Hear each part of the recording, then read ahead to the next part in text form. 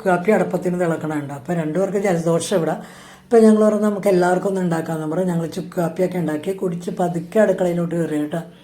ഇനി ഒത്തിരി കറികളുണ്ടെന്ന്. ഒത്തിരി കറി എന്ന് പറഞ്ഞാൽ മൊത്തം മെഴുക്ക് വരട്ടിയാണ് ഉണ്ടാക്കണം.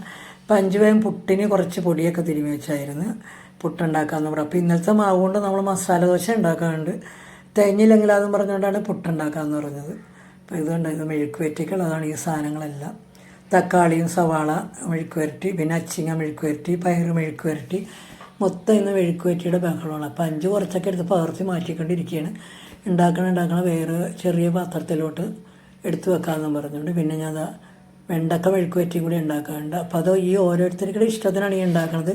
2 പേര് കൂട്ടുന്ന കറി 2 പേര് കൂട്ടൂല. അതുകൊണ്ടാണ് നമ്മൾ ഇത്രയും കറിയൊക്കെ ഉണ്ടാക്കണേ കേട്ടോ.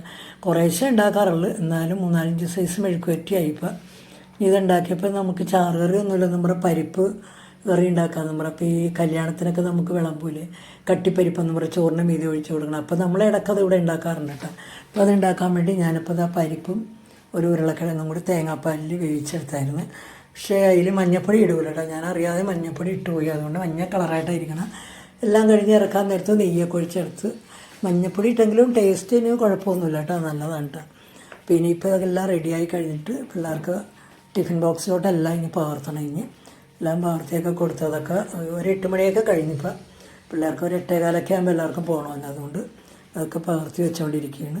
അതിൻ്റെ ഇടയ്ക്ക് ആ വെള്ളരിക്കയൊക്കെ പറിച്ചിട്ടുണ്ടോ. ഇനി വൈകിട്ടതൊക്കെ നമുക്ക് എന്തെങ്കിലും നോൺ പോയി മേടിക്കണം.